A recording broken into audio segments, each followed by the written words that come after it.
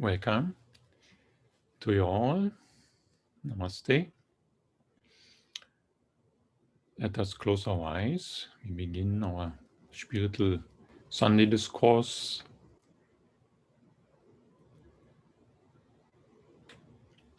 Please relax. We pray, O Lord, omnipresent God, abiding in all of us, abiding in the entire universe. We try to be grateful to you. Grateful again and again and again. Bless us, protect us. We bow down mentally to all sages and saints of all the religions. And I bow down to my Kriya Yoga masters. May they bless us, may they protect us, and I bow down mentally to all of you. May this study, this discourse help us, inspire us. May there be no confusion among us. Om Amen.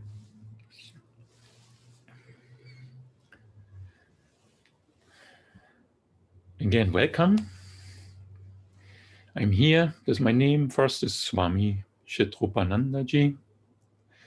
And greetings from Gurudev's room here in Homestead, in the Mother Center of Kriya Yoga. And I have another story for you all. We can contemplate today on the story. It is from The Pebble of the Pond, written by our Guruji. So, relax, sit comfortable, stay focused on your breath, and let us begin.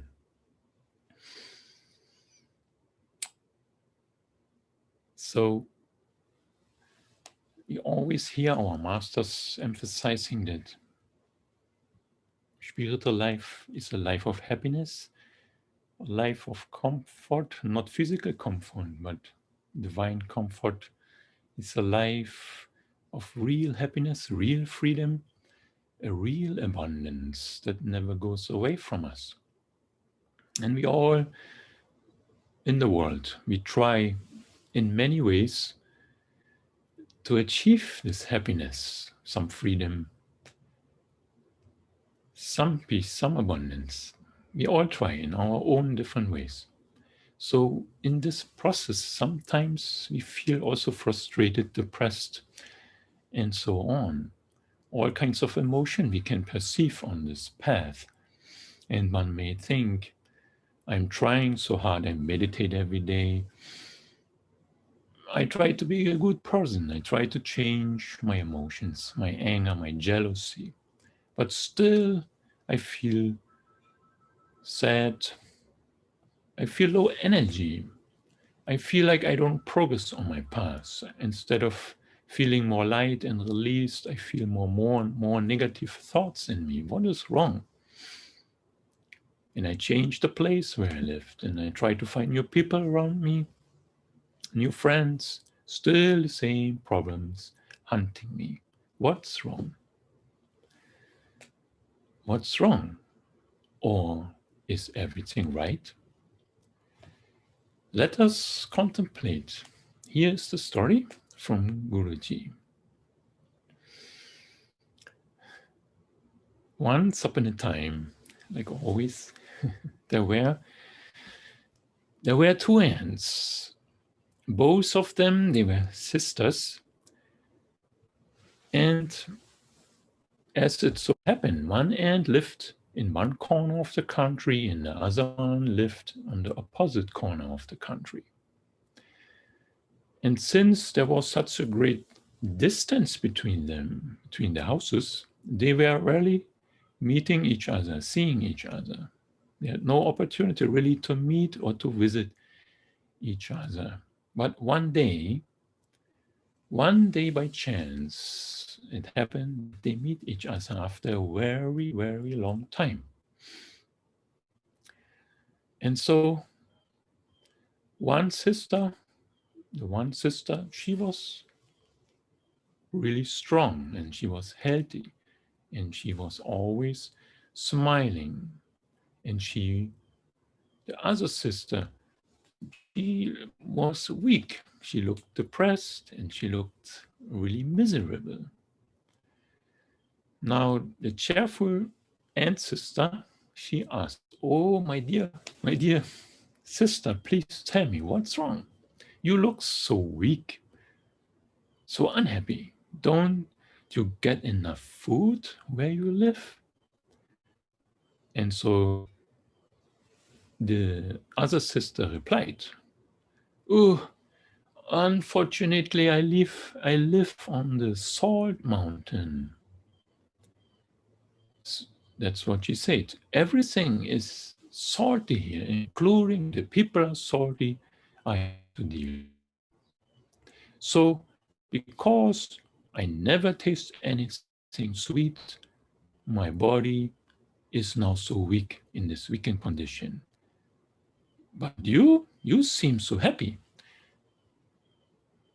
in such a good health condition. How did you do that? What's different? How? Tell me. So the cheerful sister, the ancestor, was really concerned about her salty ancestor. Hearing so, she replied, "My sister, I'm very sorry. I'm very sad to hear your story. Things where I live are very different here. I live on a mountain of sugar. Everything is so sweet, especially all the people are sweet here." And then the sugar ant added, "Why, why you think, why you not come with me? Let's live together now. Leave your salty hands, come with me and with me sugar mountain and we live together." So the sweetness will improve and your health and you will increase and you will be happy also, like me. The sister was thinking, the salty sister was thinking, and she said, "All right." I quickly gather my clothes, my stuff, my belongings, and so they moved on to the sweet mountain. But what happened? Even there, the salty and sister continued wearing gloomy face. Still, she was weak. Nothing really happened. The cheerful sister noticed this. So she discovered the reason why. Ants by nature have the habit of always hoarding something. Following her hunch, she asked, "My dear sister, my gloomy sister, what happened? Open your mouth. Let me look just inside." And so the salty ant sister opened her mouth, and guess what was inside? A piece of salt. Big piece of salt neatly was tucked in some corner under her tongue. And so the loving sweet sister offered some advice to her. "Please, my dear, get rid of that salt piece in your mouth, and surely you will taste sugar also. As long as you hold on to your salt piece in your mouth, it will be always overshadowing the sweetness of sugar." Hearing this, the sister reached in. She agreed, and so hearing so this, and the salty sister reached into her own mouth, and quickly she threw out the salt. And just in a very short time, the salty ant was transformed with a big smile appearing on her face. So this is this story which we were contemplating on today.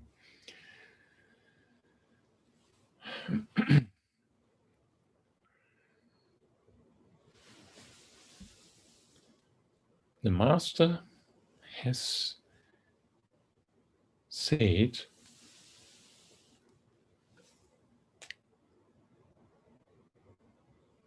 he gave us the answer about this fundamental problem, this what is salty and head. All suffering. Why is there suffering? Because all suffering is because of ignorance. I don't know, or I know something, but not everything. So have knowledge, the cause of suffering. True knowledge is the means to remove the darkness or the ignorance in us. And so, since in the scriptures you can find it also stated in the Amrita Bindu Upanishad, the second verse says that Manusyanam Karanam Bandha Mokshayoho. The cause, the mind is the cause of bondage as well as of liberation. Manusyanam.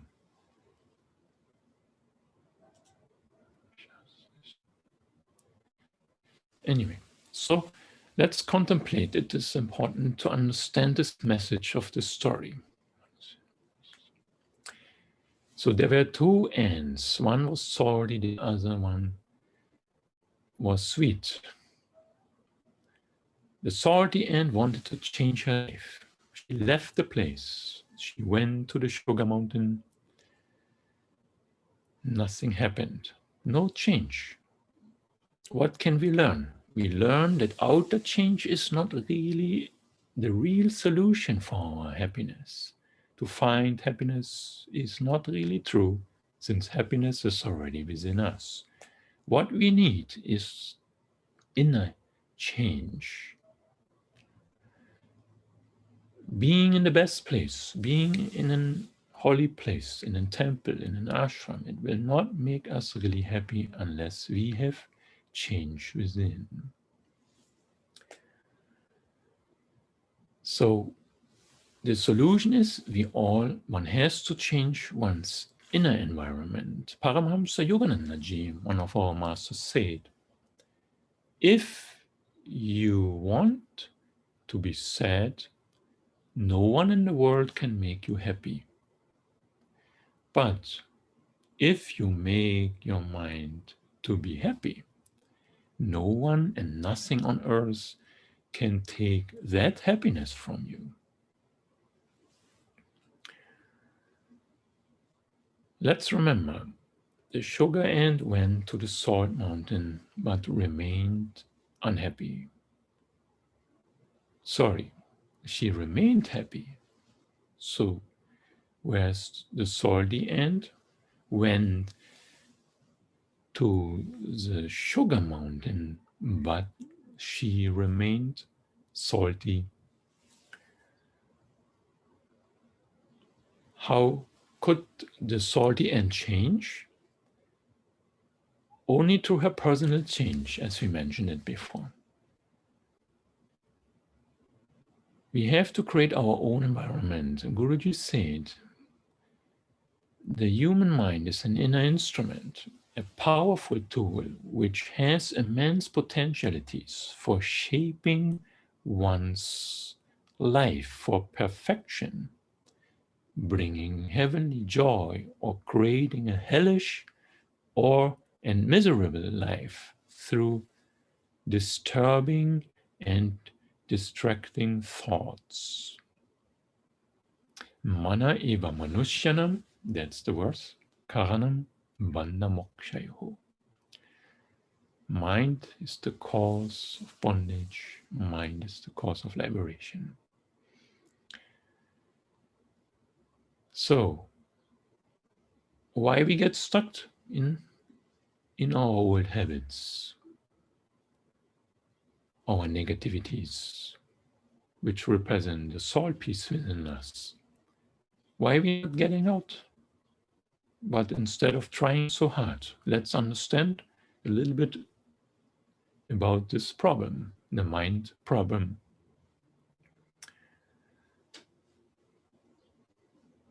So, mind is just a few things about our mind. Mind is just a flow of thoughts. Mind needs nourishment. Mind gets its nourishment from the sense organs, from the outer world. If there is no nourishment, no experience, the mind does not exist. Let's see, I give you an example. Since mind is a flow of thoughts, you should have thoughts about something after you have experienced it. But here's the example that it is not the mind on its own needing the help of experience. So first think of a O apple. Think of an O apple, a beautiful fruit. Now there are some people who join this satsang here. They will immediately, if they watch their mind, they will get a flow of thoughts. Some of you listening, hearing O apple, think, looking at their mind, not really seeing any thoughts arising in the memory. So this is the proof that we first need an experience, a direct experience through our sense organs, or indirect experience through the sense organs by hearing, seeing in a book, reading in a book, for example. So and now I tell an O apple, you are hearing for the first time about this O apple, those who don't know the O apple. An O apple is an elephant apple that the elephant can eat and also human beings can eat. And we cook it, we have it here in our ashram. It grows in our ashram. And those who have seen it, they will now remember there's a tree in our backyard. It is a fruit that looks green, yellowish, like an apple, and the elephant is eating it. And we also can eat it. This much. Now, this is the thing. Since we are born, we experiencing on and on and more information go in our memory. Good experiences, bad experiences, that depends on our own judgment, but they are all in our memory. So, but now the problem, what is the problem? If I go to a new place like this sugar and went to the salt mountain, she had very good experiences in her memory, whereas the salty ant went to the sugar mountain. She had all these salty experiences, the salty peopleness, the sadness, the gloomness, which she had experienced in her past life, past years. She took it over there. Now being in that new place of the sugar mountain, still these impressions were within her, and they were not letting go. She now tried to be happy, but constantly these thoughts were coming up into her presence. Guruji said it is our memory of the past along with our mind functioning in the present which helps us to move, to walk, to talk, to discuss, and make decisions. The memories of the past experiences are those used by our mind for present circumstances. The past experiences are those used by our mind for present circumstances. Consequently, at that moment, past and present are linked together, and that happened to this salty ant. She was there. She linked her salty experiences together with her sugar experiences at present together. And so, since her past experiences in her memory were so strong, she could still not enjoy the sugar in at present.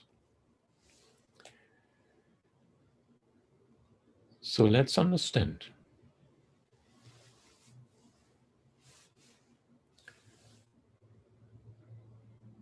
The way we have to change our life in order to be a new person means we have to let go the past. Attachment to our past experiences will never allow us to be a happy person. So, if we understand how powerful our memory is, impacting our present moment, the way our destiny, the way we are sent into it in every new moment, and then when we really understand how powerful our memory can make us feel miserable or happy, if we really feel it, then the thought may arise, why I not really try to be more conscious of these thoughts? And if I believe that I have a free will, I have the ability, a God-given opportunity to change my life, why am I not using it? To be now onwards on, be more conscious of my own thoughts, to monitor them and to see which type of thoughts are impacting me and making me feeling miserable. So even the scientists have find out that how each thought in our brain causes a reaction.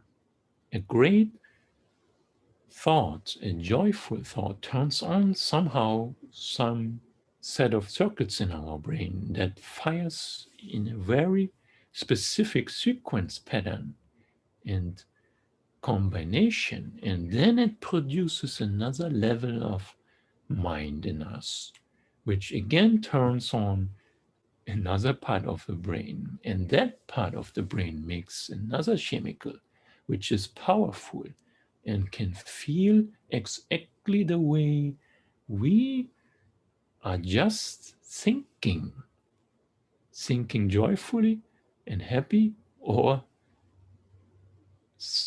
depressed, angry, upset, etc.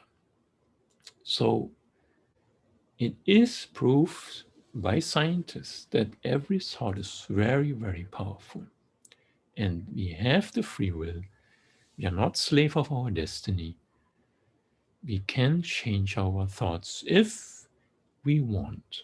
So there is a process involved, and this process is of 3 states. Remember, the first state, it's desire. Excuse me, the first state is number 1, awareness. If I'm living with my mind, there are many people in the world who don't know that they have a mind. They are completely enslaved of their negative thoughts and suffering unconsciously their own mental thoughts. So the first step is I notice that I have all these thoughts in myself. They are there, they are coming, they are going, they are sometimes strong, they are sometimes not there. There are moments where I don't feel them. And mostly I feel them when I sit down and I have nothing to do. Then I feel these thoughts. If I am focused in some work, I feel all right. But when I want to sit down and meditate, suddenly all these thoughts arise. And my mind is crazy. I can't even hold anymore. They are painful thoughts. I can't hold them anymore. And so I get up and I leave my meditation. So the first step is to be aware of it. Then, as we said, the second step is I have the desire. I have the desire. I want to change these thoughts. I can create a new environment in myself. God gave us the free will, not just to torture us. God gave us the free will to change our environment and also to help others with this, with our own transformation, to help others to transform their life. For example, somebody is sick. Instead of being worried, thinking, oh my God, what will happen? What will happen? What will happen? I don't know what to do. I don't know what to do. Instead of that, I should be aware that I now have the power to pray for that person. I have the power to send good thoughts to this person. And these powers, as it is proved already from science, they can travel faster than light. They can reach a person and they can help the person. And the more I believe in it, in my own thoughts, that they can help me, they also will be able to help others. So I have the freedom to do something with my mind and not use it for destruction, but to construct it and to be helpful for others. Prayer, meditation, we all can use our mind in a certain way. So let's say when I meditate, what to do there? When thoughts are coming, I'm not fighting them anymore. Instead of entertaining them, these negative thoughts, thinking about them again and again, they will become even more stronger. Since these thoughts again are a new experience in myself, they are getting feeding the memories. Sorry, I hope you understand. Since I experience these miseries in myself and I am entertaining them consciously, getting entangled in them, I am feedbacking, I'm feeding again my memory. And so these thoughts can now become even more stronger. So that's why we say it. If I want to be free from these impressions, I have to practice something. What to practice?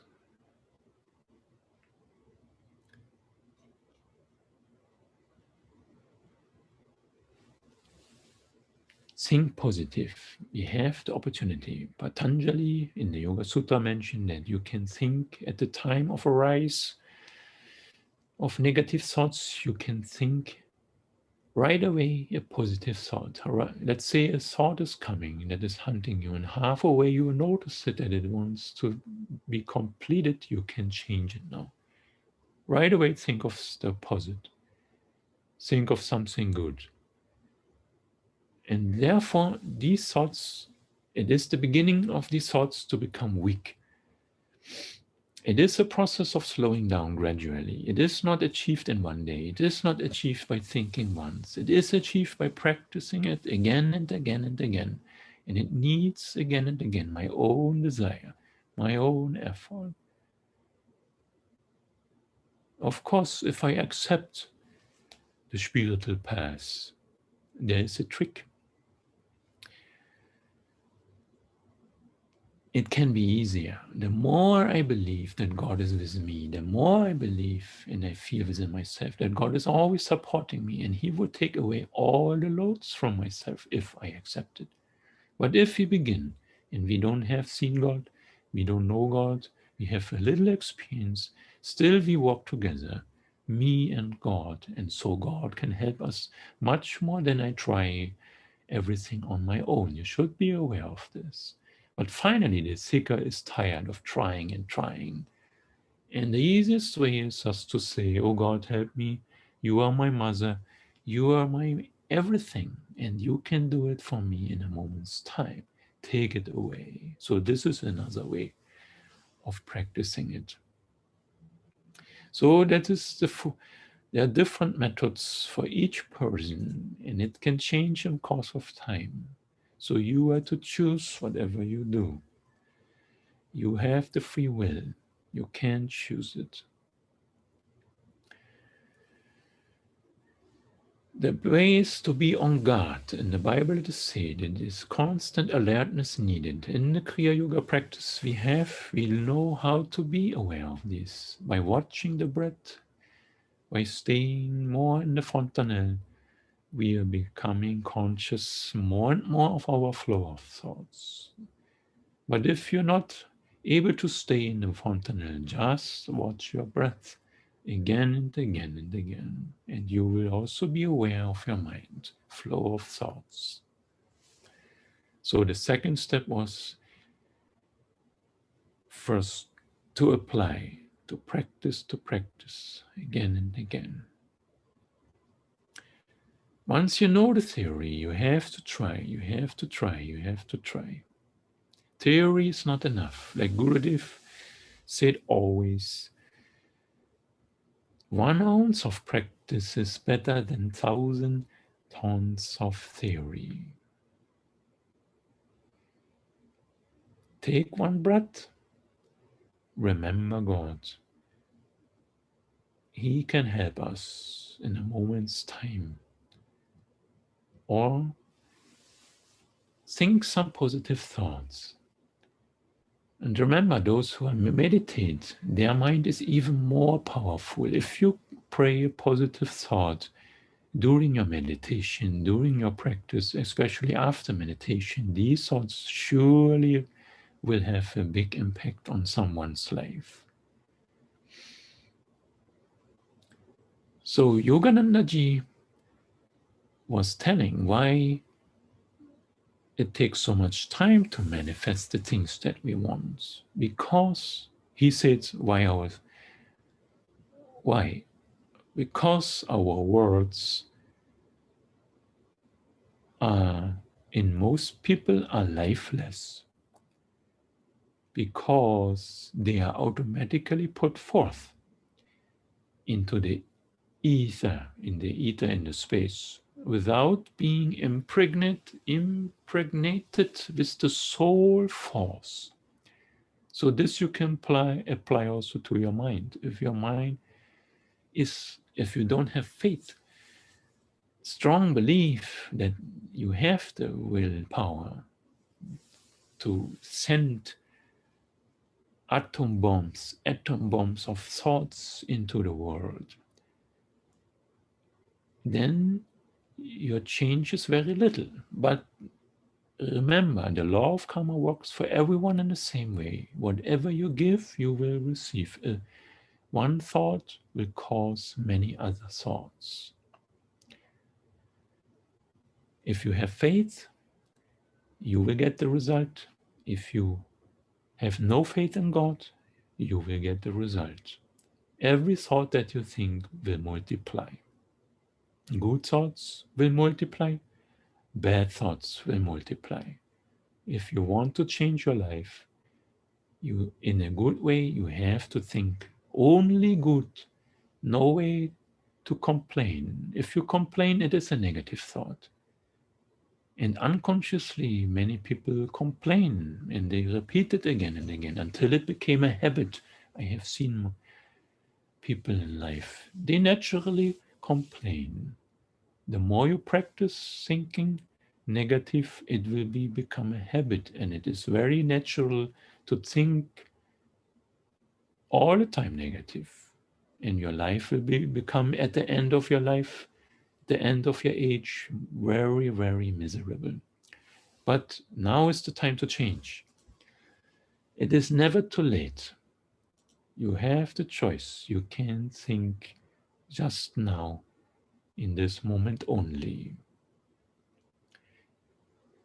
This behavioral change goes through 3 stages. The first stage is conscious incompetence. You struggle to learn. It is very difficult to think positive for some people. Very easy to think negative for some people, but difficult to think positive. But you have to begin. So the first step is conscious incompetence, like when you type on a board. When I was trying to type, I didn't do a course. Those who know, they try typing courses, they know it feels very difficult. You have to focus so much and you're not succeeding sometimes for some time. You have to look again and again and you fail to type the wrong letters on the keyboard. But finally, it becomes better. We have to allow this process to unfold naturally in us. So the first stage, incompetence, conscious incompetence. Second stage, conscious competence, where we feel now I am making progress. I feel all right. I have competence in my work, in my thinking, in my positive thinking. And I feel that I more and more proceed. It is more natural, more and more. I pick it up all the time when a negative thought arises. Immediately I pick it up. And slowly I feel my negative thoughts are almost nothing. I'm just in positive thoughts more and more. The third stage, or let's give you one more example, like come back to the typing. After some time you're so competent that you begin not to look at the keyboard.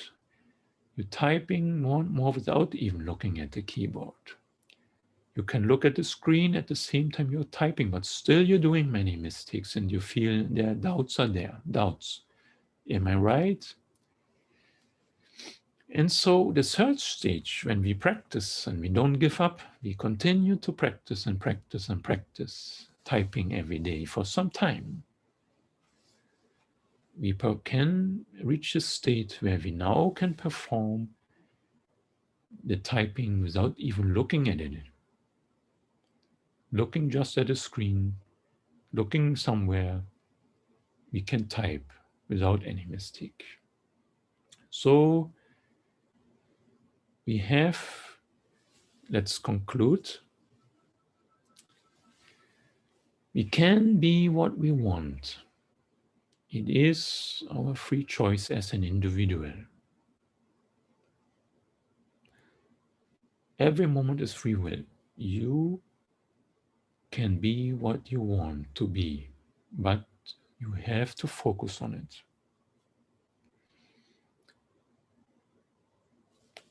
Look forward. Repeat again and again. Practice again and again, and surely you will reach the destiny. There is no doubt. The law of karma is supporting you, surely. The law of God omnipresent, the law of karma of the omnipresent God is working for everyone in the same way. For the murderer, for the saint. As you think, so you become. Yat bhavam tat bhavati. As you think, so you become. If you want to be successful, you have to struggle.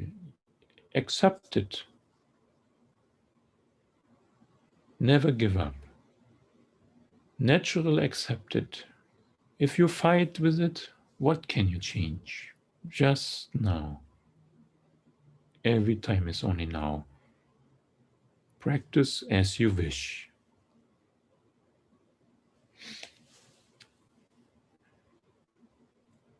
Thank you all.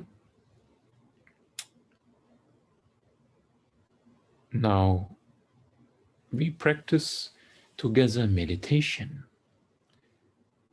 Silent meditation will be at some point. We have to prepare this state with a general meditation. I invite you to be part of it. And remember, mind is not cooperating. Sit comfortable in your place.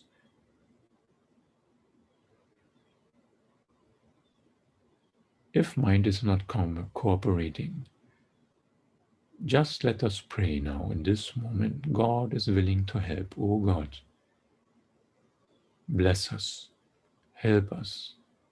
We want to meditate. We want to feel our true nature. Please allow us to experience it in this general meditation. You are the merciful one, God. Reveal thyself, reveal thyself. Sitting straight in your meditating posture. Eyes are closed, always spine straight. Eyes are closed. Attention within, between the two eyebrows, concentrate.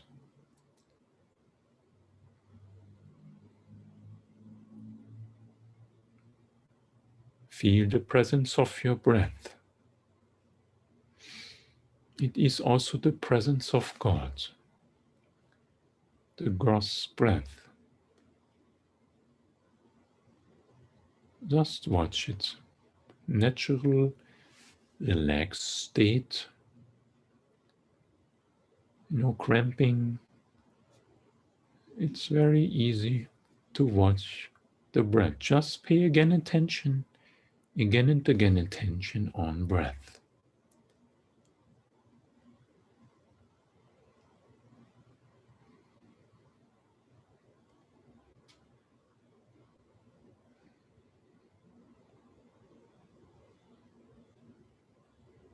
If thoughts are coming and arising,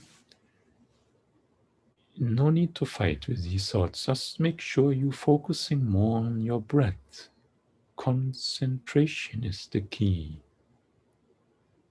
Practice again and again, watching breath.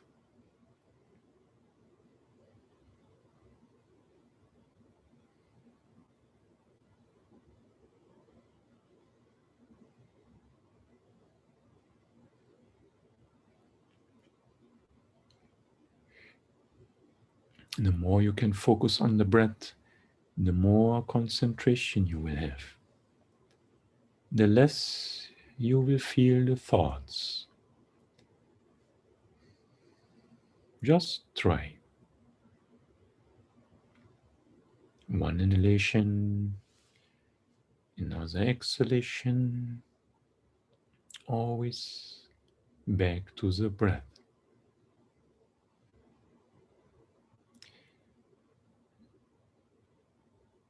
Now God has given us a technique to improve our concentration. We will now take a deep inhalation through the nose. Inhale, slow, long, deep. Hold the breath, and wherever you are, bend down your body as much as you can. Then exhale and breathe slow, long, deep. Then normal conscious breath.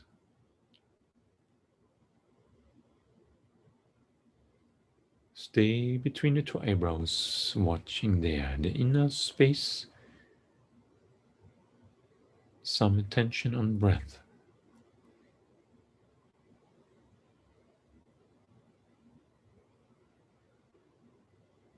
More awareness is naturally in the inner space by bending down the head. Watch.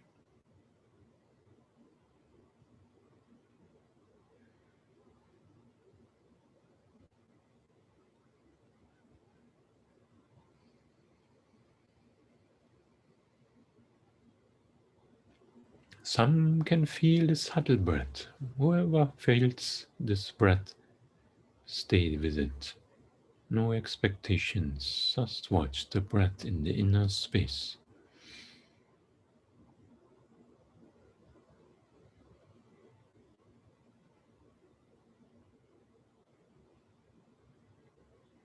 Then again, take one more deep inhalation. Again, holding the breath, and slowly sit up and back to your meditating posture. And again, exhale, slow, long, deep. Normal conscious breath.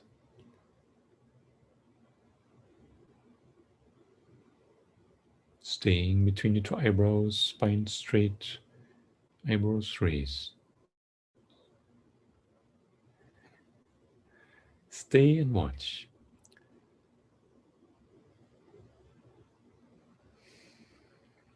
Meditation is to find out the real purpose of life. Changing the mind is not enough. We have to go beyond the mind. The question, inner question, is who am I? Between the two eyebrows, stay there. Ask within, who am I? Reveal thyself, O Lord.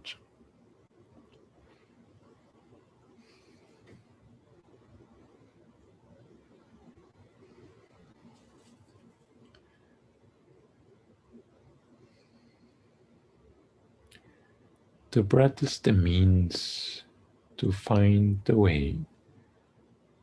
The breath leads to awareness of the mind, but you have to go beyond the mind. Let us change the breath. There's another technique to change the breath. Slow, long, deep breath. We will practice together for some time. Slow, long, deep breathings. If possible, we will breathe equal in breath length. I will guide you. Again, comfortable. Sit straight. Tension between the two eyebrows. We will practice from this place. Let us begin. Please exhale, slow, long, deep through the nose. And again, inhale, slow, long, deep through the nose. Exhale, slow, long, deep through the nose. Oh God. Inhale, slow, long, deep through the nose. Om love. Exhale, slow, long, deep through the nose. Again, inhale, slow, long, deep, love. Exhale, slow, long, deep through the nose. Om God. Inhale, slow, long, deep. Om God. Exhale, slow, long, deep through the nose. Om peace. Inhale, slow, long, deep. Om God. Exhale, slow, long, and deep. Om peace. Again, inhale, slow, long, deep. Om peace. Exhale, slow, long, deep.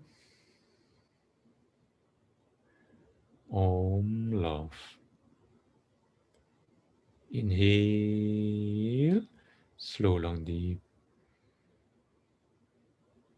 Om peace. Exhale, slow, long, deep. Om God. Again, inhale, slow, long, and deep. Om peace. Exhale, slow, long, deep through the nose. Om peace. Slow, long, deep. Inhale. Om God. Exhale. Slow, long, deep. Om God. And one more time. Inhale. Slow, long, deep. Om peace. And then exhale. Slow, long, deep. Om peace. Normal breath.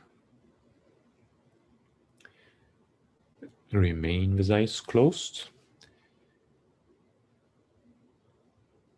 Sitting straight.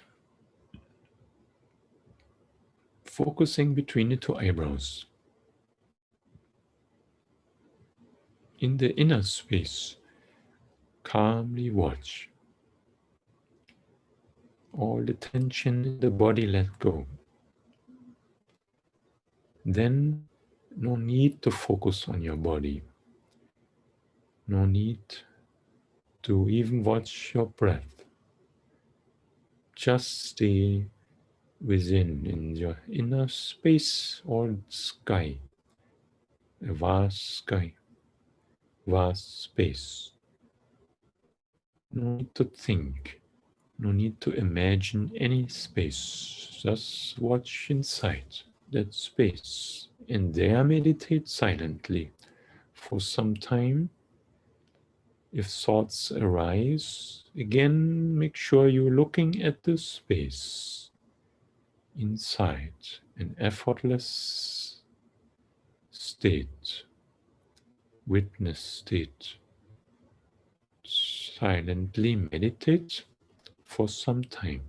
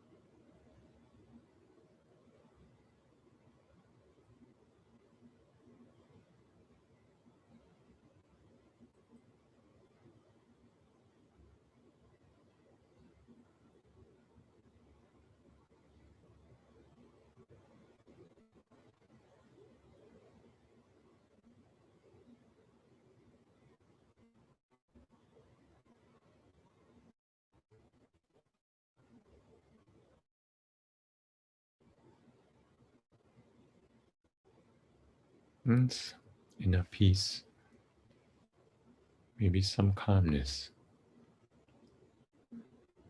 Bring slowly some attention back to the breath, but stay in the inner space.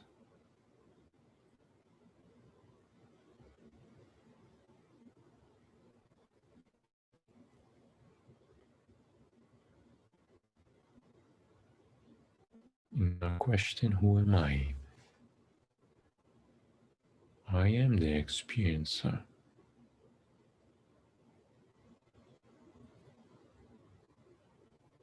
The consciousness living in this body, watching all the thoughts from morning till evening,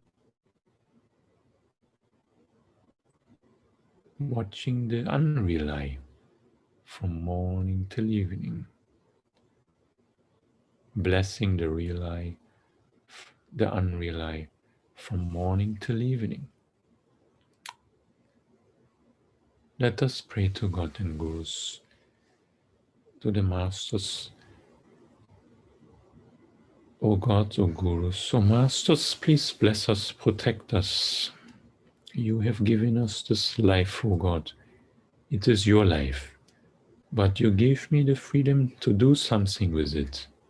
And I will try my best to do so, to use it not just for myself, but also to help others through good thinking, positive thinking. Mind is the tool. I want to make it useful in a positive way. Bless me with that strength. Support me with that strength. My life is not just for my life, it is for others. We pray for all the people in the world. Oh God, bless them all. Let everybody be happy in this world. Those who are suffering, those who are not suffering, those who like us, those who don't like us, our friends, our enemies. Everybody be happy. Everybody be realized. No one shall remain in sorrows, in sufferings. Bless them, O Lord. Let everybody be seeing auspicious things in this beautiful creation. Om Shanti, Om Shanti, Om Shanti, Om Amen. God bless you all. Meditate, meditate, meditate, as Gurudev used to say. Meditate, meditate, meditate. Om.